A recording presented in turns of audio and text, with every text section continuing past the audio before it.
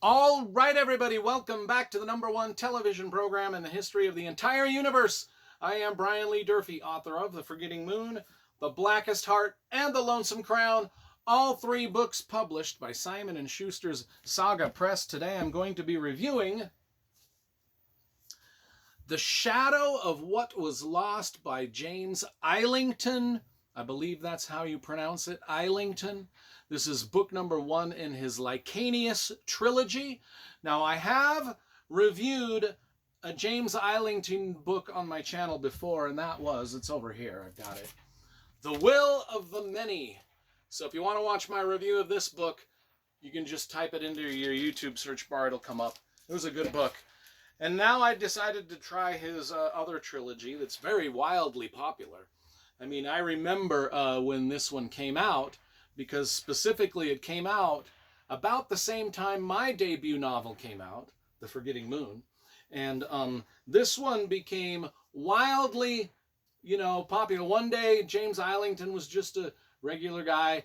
This book came out, he became wildly famous. One day I was just a regular guy and my book came out and I'm still just a regular guy. I mean, anyway, so I was in the bookstore the other day and I was looking for things, and so I ended up picking up Pariah by Anthony Ryan and this one by James Islington, and I read both of them over the weekend and enjoyed both of them quite a bit. And so let's talk about this. The cover first, because I love graphic design and cover illustration. This cover is seriously dope. It's very eye-catching. It's got a bullseye target right on the front of it. It's big and bold. Artwork done by an artist named Dominic Saponaro. I keep wanting to say Dominic Soprano, but that's not it. Dominic Saponaro. And it's just a beautiful book. It's got a wonderful map in it. It's just cool.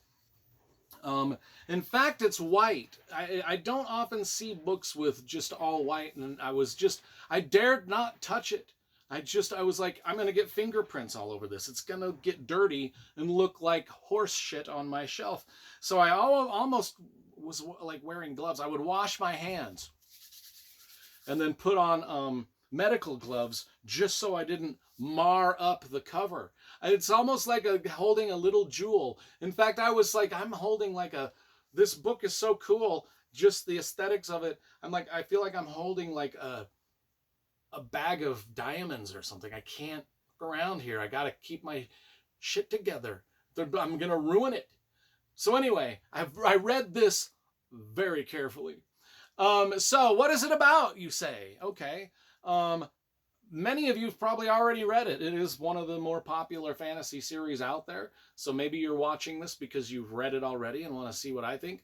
If you have not read it, I will not give away any spoilers. But it starts with a school in a castle with some magic training to some young people. It's like, oh, Harry Potter. But this is a little bit more grim and serious than Harry Potter, I will say that. Because the failure, if you fail out of this school, there's some pretty dire consequences, some pretty grim consequences. I mean, failure means you were literally turned into a shadow person, a demon person, an outcast. And then you were literally outcast from the school. So, I mean, Hogwarts, I don't know how, I can't remember really what happened if you failed Hogwarts. What did you do, turn back into a muggle? I have no idea. But anyway, I need to rewatch those movies. Those movies were cool, and the books were cool too, but this is similar. Just more for adults. But it's not rated R. That's another thing that I wanted to mention about this. As I was reading this book, this really reminded me of Terry Brooks' Sword of Shannara and the Shannara series in just a lot of different ways. And we'll get into that, and that's a good thing because Terry Brooks, even though Terry Brooks isn't grim dark like George R.R. Martin or Steven Erikson, Terry Brooks still has a great fantasy world that he's created that's rated PG and that anybody can read from a 13-year-old all the way up to adult. This is similar to that in tone. It's very PG rated. There's not a lot of, it might border into PG-13 a little bit, but it's not R-rated. But anyway, in this school, we have Davian, Were and Asher. These are our three characters. Davian is a 16-year-old. He's got dark hair. Were, spelled W-I-R-R, is also a 16-year-old. He's got blonde hair. He's handsome. Now, both Davian and Were are hiding a mysterious past. Very sort of Shannara-esque.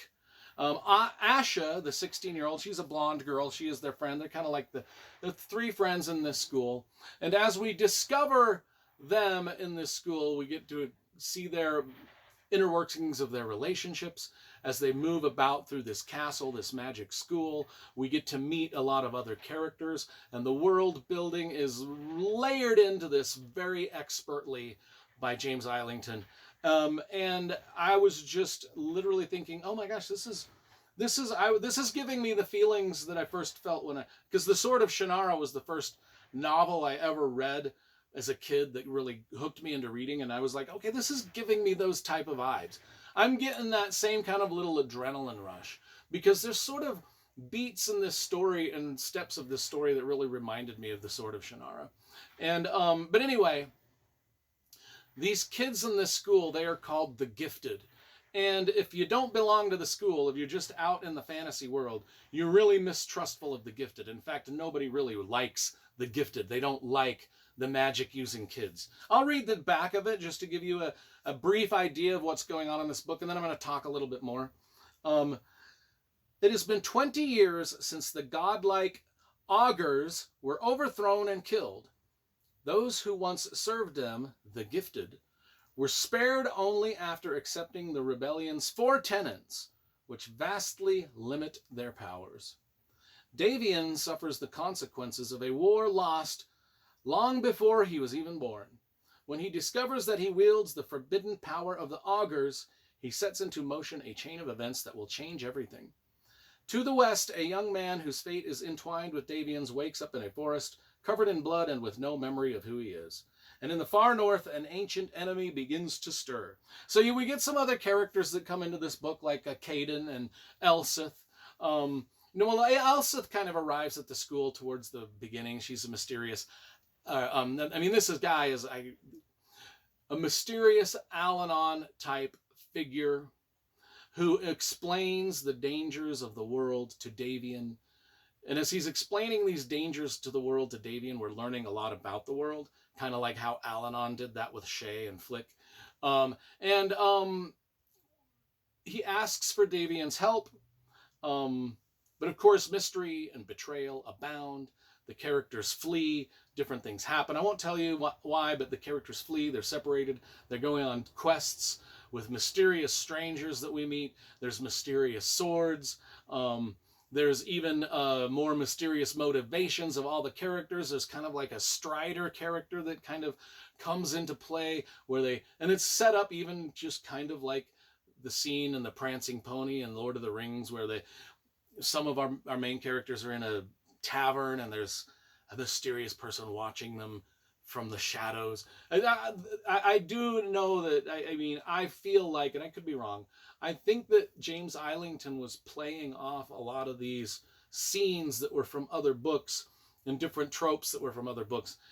I loved it. I absolutely loved it. I loved it so much. Now there is a bit of a twist to the story that is brave and daring and very risky that James Islington puts in here, which I don't want to spoil that because I want you to be surprised by it if you haven't read it, or maybe you'll be disappointed by it. But I was like, oh my gosh, is that really what's going on here? Are these characters really like doing this kind of a thing? That's the only clue I can give you. They're kind of doing this kind of a thing. But anyway, I really enjoyed this. I immensely enjoyed it. I enjoyed it more than I thought I would. And I don't know why I went into it with low expectations. It's a popular book, which means people love it, and I loved it. This is a really good start to a trilogy, and I'm going to get the others. James Islington, The Shadow of What Was Lost, I'm going to give this a solid 9.75 out of 10. It is that good.